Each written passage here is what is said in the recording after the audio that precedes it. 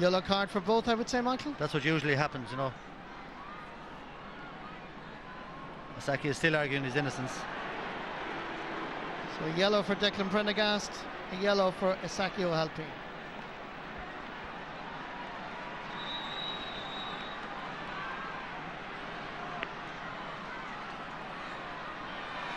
Long puck out again.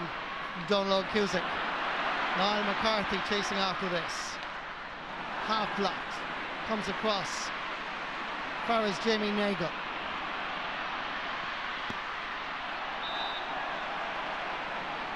Sideline ball. Cherhoy has been quite busy this afternoon. So another chance for Cork to put the ball into that Waterford half of the field. More substitutions coming on. This is Pa Cronin from Bishopstown, and the player that's taking off is Patrick Horgan, who by his very high standards that he set himself in this Munster Championship campaign will be disappointed. Yeah, and we talked about Noel Connors and Owen Murphy, both of them have been very, very good for Waterford today. Good work again by Connors. Cahill Naughton. Fancy stuff from Naughton, and it worked out okay for him. Not quite. Comes back as Waterford put the pressure up. The Lee-siders go forward, floating this one in. Off the stick of Brian Murphy. And Bride Rovers be 28 years of age in 10 days' time, and it's quite a way to celebrate in a Munster final when you're the left corner back to come forward and score a nice point like this. He'd normally be getting a nosebleed if he came that far up the field, but a brilliant point, and particularly marking John Milan now, you know. Brian Gavin, the linesman, indicates it's a Waterford ball. Cork 2-13, Waterford 1-14. 2 points between the teams. Shane O'Sullivan going to take this. He's had a very, very impressive match in the middle of the field, hasn't he? He's been very good, yeah.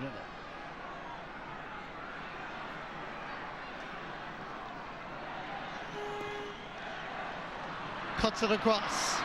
Chasing after it, John Milan. Might need a little bit of support over there, but he's going for the point. He's going to drop a little bit short. Donald Cusick managed to scoop it out for his Tom Kenny. And the danger averted temporarily. Again, there's no messing about. There's no running with the ball. They're giving it long. Down towards Michael Cusson and Asaka O'Halpine. Comes all the way across towards Jamie Nagle. Here come Waterford. Seamus Prendergast. Cahill Naughton gets a touch. Chasing after it again is Owen Kelly. Good block down by Cahill Naughton. Shane O'Neill with it. Still Kelly. Floats it across. Underneath it is Dan the man. So too is Donald Cusick. Good play by the Cork keeper. Yeah, that's great goalkeeping to go up there. Dan Shannon's about 6'3", a brilliant goalkeeper, and a great block by Jamie Nagle. Jamie Nagle proving his point with a fabulous block down on Pat Cronin. Still Cronin battling away. Loose ball outside. Comes to Ben O'Connor. Sending it in towards the corner, towards Paddy O'Sullivan.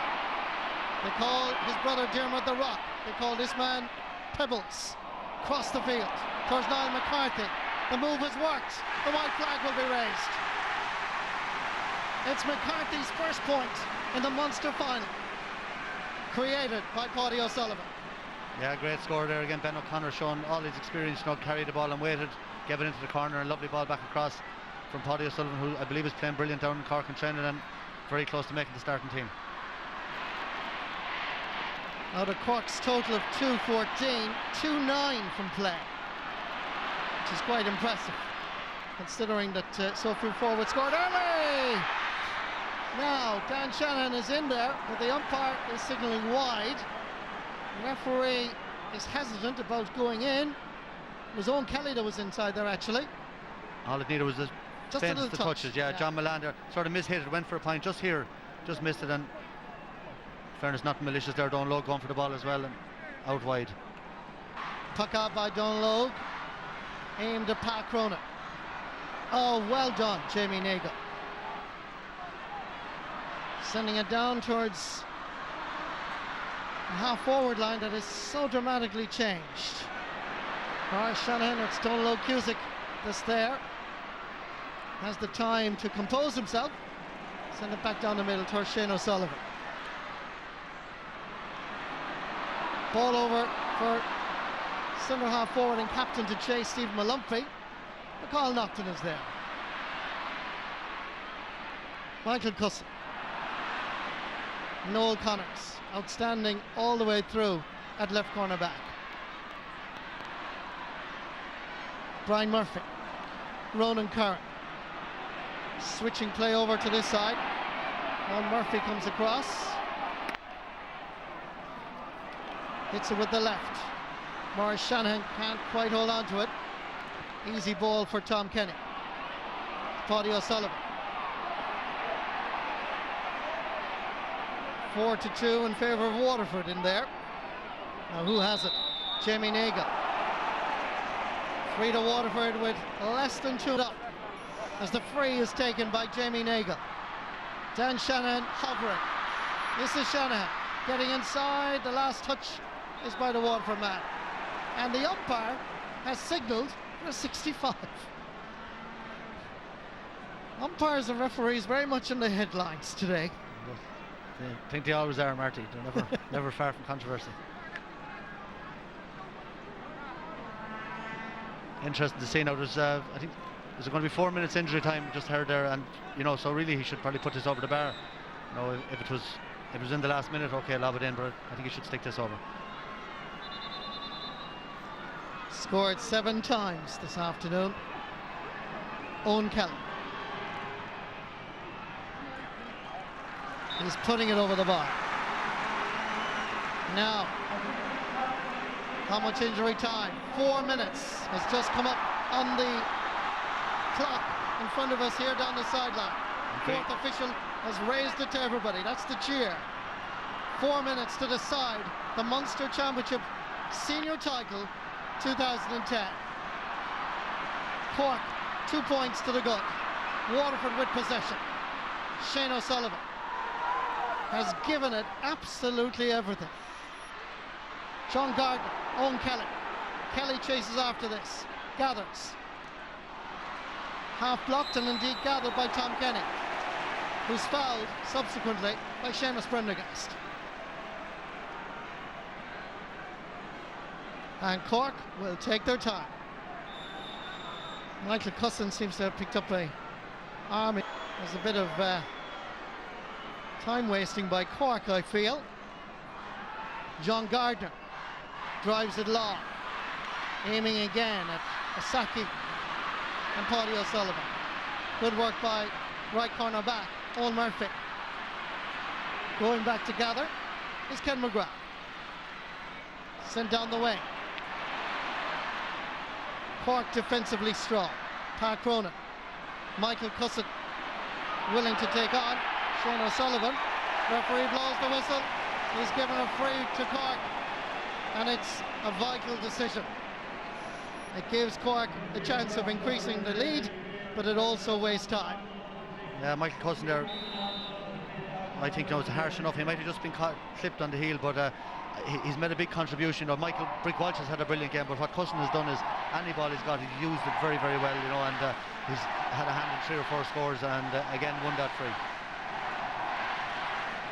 35,375 have really enjoyed the second half in particular of this Munster final. Ben O'Connor with the free and the point. Puck out is quickly taken. Out fires Jamie Nagle, breaks the hurl and trying to deliver it long.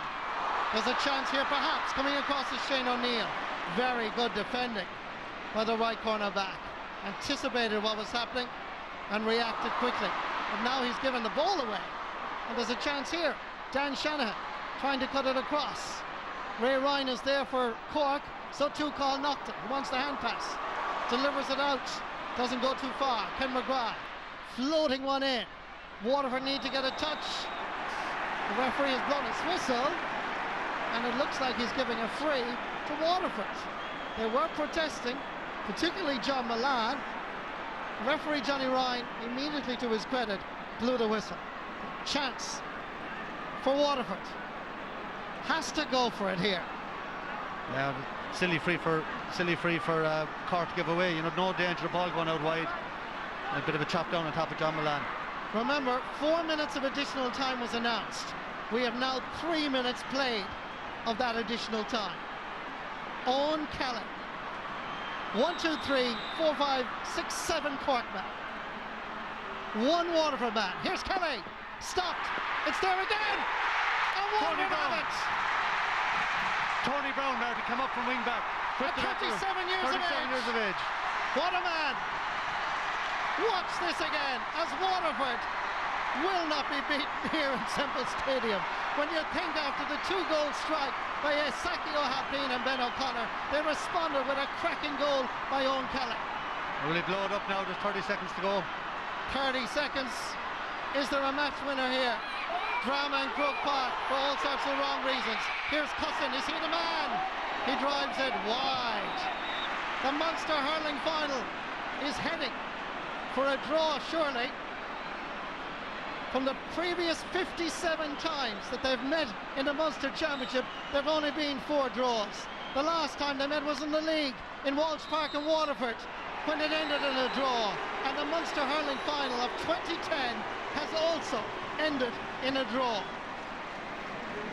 Well, it was a pretty poor first half, but what about that, Michael? What a second half. 7 points to 6 at half time, 2:15 apiece at the end. What a second half. Brilliant second half. Had everything, had great goals, some great performances throughout the field on both sides, and a fantastic second half. And I think maybe a draw maybe is, you know, fair, I think, to Waterford. They were dominant for long periods. Cork took over them for 10 or 15 minutes, and then Waterford showed great resolve to come back into the game again. And I think at the end of the day, both teams will be happy with the draw. And the price on a draw, Michael, before the game was 10-1. 10-1, yeah. Which we keep saying it. There's always draws in the championship, but maybe we should invest in them. But I think we didn't see a replay, I think, of the last goal. But Owen Kelly's free was saved. There was 7 on the line, and next thing, this man flashed in out of nowhere and buried it. And I knew straight away it was Tony Brown.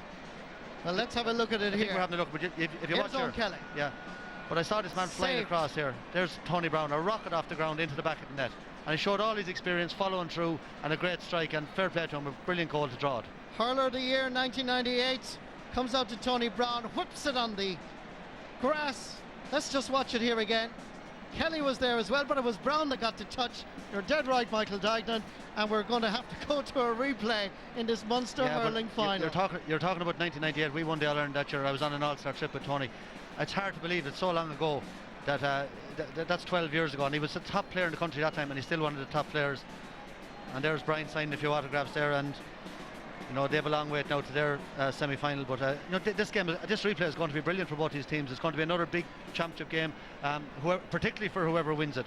If you lose it, and you have to go and play a quarter-final then, but it'll be on next weekend now, I presume, and it'll be a great game for them in preparation for the All-Ireland semi-final for whoever wins it. Jim Forbes. It was tough going down the second half, I suppose. There was a lot of shadow boxing, I suppose, in the first half, and fellas trying to get to grips with each other and that, and the game seemed to open up a small bit more in the second half, and so it turned out to be probably a thriller in the end. There's never say die attitude in the team, and I suppose they hit us for 2 goals, but like if we hit them for 2 goals, they would have came back too, like, you know. So like you're not going to give up if someone hits you for 2 goals, like, you know. So we came back, and I suppose we're lucky enough in the end to come out with a draw. Getting the goal, it was great, like, and great to get another chance, but it's not going to be worth anything unless we go on and win the next day. But you know, in saying that, I suppose Cork will be disappointed because, you know, it was really their game to win, and we're hoping maybe the next day that we'll put up a better show. And